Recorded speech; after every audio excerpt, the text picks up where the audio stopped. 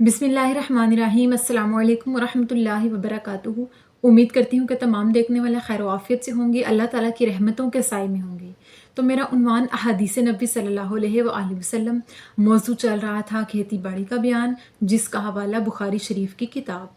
तो आज की हदीस है कि उम्मुल मोमिनीन सैयदा हज़रत आयशा सिद्दीक़ा रज़ियल्लाहु तआला अन्हुमा बयान फरमाती हैं कि रसूलुल्लाह सल्लल्लाहु अलैहि वसल्लम ने फरमाया कि जिस शख्स ने किसी ऐसी ज़मीन को आबाद किया कि जिस पर किसी का हक नहीं था, तो उस पर उसी का हक हो गया, वो उसी की ज़मीन हो गई। और हदीस के आखिर में सहाबी बयान करते हैं कि हज़रत उमर बिन खत्ताब ने भी अपने दौर में इसी तरह किया था। सुबहान अल्लाह। इस हदीस पाक की वजाहत ये कि उम्मुल मोमिनीन सैयदा हज़रत आयशा सिद्दीक़ा से रिवायत है कि नबी करीम सल्लल्लाहु अलैहि वसल्लम ने फरमाया कि जिस शख्स ने किसी ज़मीन को आबाद किया, किसी वीराने पर खेत उगाया, यानी कहीं पर फल फूल पौधे लगाए और उस वीरान उजाड़ ज़मीन को हरा भरा किया, या इसके अलावा किसी खाली ज़मीन पर घर बनाया और वहाँ पर रहने लगे, खाली ज़मीन को पुर रौनक किया,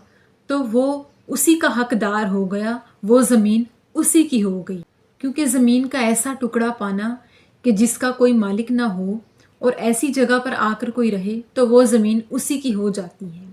लेकिन आजकल के दौर में ऐसा मुश्किल है, क्योंकि ऐसी ज़मीनें आजकल के दौर में हुकूमत के कब्ज़े में ले ली जाती हैं। कोई खाली ज़मीन जिसकी कोई मलकियत ना हो, हुकूमत उसको अपना कह देती है। लेकिन पहले दौर में यूँ हुआ करता कि आका अलैहिस्सलाम ऐसी ज़मीनें जिनका कोई मालिक ना होता, उन्हें गरीबों में तकसीम कर दिया करते, ताकि वो यहाँ पर फल फूल पौधे वगैरह उगा कर काश्तकारी कर सकें और इन ज़मीनों को आबाद कर सकें। क्योंकि ये बहुत बड़ी नेकी है, क्योंकि पहले दौर में लोगों का यही रोज़गार हुआ करता था, और वो लोग जिनके पास रहने को घर ना हुआ करता, वो ऐसी ज़मीनों पर अपने खैमे बना लिया करते, यानी अपने घर भी बना लिया करते, और वहीं पर काश्तकारी किया करते और वहीं पर अपना घर भी आबाद कर लिया करते। आका अलैहिस्सलाम के बाद खुलफाए राशिदीन यानी चारों खलीफा जो हैं, अपने अपने दौर की खिलाफत में कोई ऐसी ज़मीन जिसका कोई मालिक ना होता, वो किसी गरीब को दे दिया करते कि वो अपना घर बना ले या अपना कारोबार कर ले, यानी वहाँ पे खेती बाड़ी करके काश्तकारी करके फल पौधे दरख्त वगैरह उगा कर अपना रोज़गार चला ले। तो पहले दौर में यूँ हुआ करता था।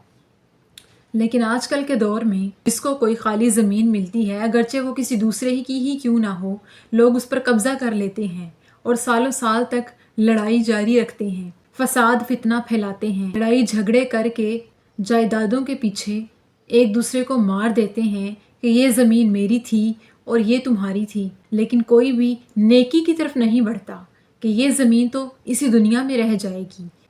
इसी मुतालिक सही बुखारी शरीफ की एक हदीस है कि रसूलुल्लाह सल्लल्लाहु अलैहि वसल्लम ने फरमाया कि अगर किसी शख्स ने किसी की ज़मीन पर नाहक कब्ज़ा किया, तो रोज़े महशर अल्लाह पाक उसे 7 ज़मीनों में धंसा देगा। इस तरह का सख्त अजाब दिया जाएगा कि अल्लाह पाक उसे 7 किस्म की ज़मीनों में सख्ती से धंसाने का अजाब देगा। और इसी तरह एक और हदीस पाक में फरमाया कि अगर कोई शख्स किसी की ज़मीन पर नाहक कब्ज़ा करता है, तो क़यामत वाले दिन अल्लाह पाक 7 ज़मीनों का तोक बनाकर आग की सूरत में होगा, उस शख्स के गले में डालेगा कि जिसने किसी की ज़मीन पर कब्ज़ा किया। इसी तरह यही बयान किसी के खेतों के बारे में है, किसी के बागात के बारे में है जो कि फलों से लदे हुए हों, जो कि आबाद हों। अगर कोई शख्स किसी के फलों वाले बागात पर कब्ज़ा करता है, या किसी के हरे भरे खेत पर कब्ज़ा करता है, या किसी की घर बनाने वाली ज़मीन पर कब्ज़ा करता है, तो रोज़े महशर उसको अल्लाह पाक ऐसा अजाब देगा कि उसके गले में ज़मीनों के तोक बनाकर डालेगा जो कि आग के होंगे। और इसी तरह ऐसे शख्स को 7 ज़मीनों के अंदर धंसा देने वाला अजाब दिया जाएगा। अगर हमें अल्लाह ताला ने हमारी ज़रूरत से ज़्यादा नेमतें दी हैं, तो हमें चाहिए कि हम इंसानियत का दर्द महसूस करते हुए उसे दूसरे लोगों में तकसीम कर दें कि वो किसी की ज़रूरत बन जाएं। लेकिन ज़्यादातर लोग दुनिया की रंगीनियों में खोकर, दुनिया का लालच करके हर चीज़ ज़रूरत से ज़्यादा रखना पसंद करते हैं। مغرور بن کے رہنا پسند کرتے ہیں، دوسروں کو دکھانا پسند کرتے ہیں کہ ہمارے پاس کتنا زیادہ ہے، جبکہ دنیا کا مال کسی بھی شخص کو آخرت میں فائدہ نہ دے گا، اور آخرت ہی کی زندگی حقیقی زندگی ہے۔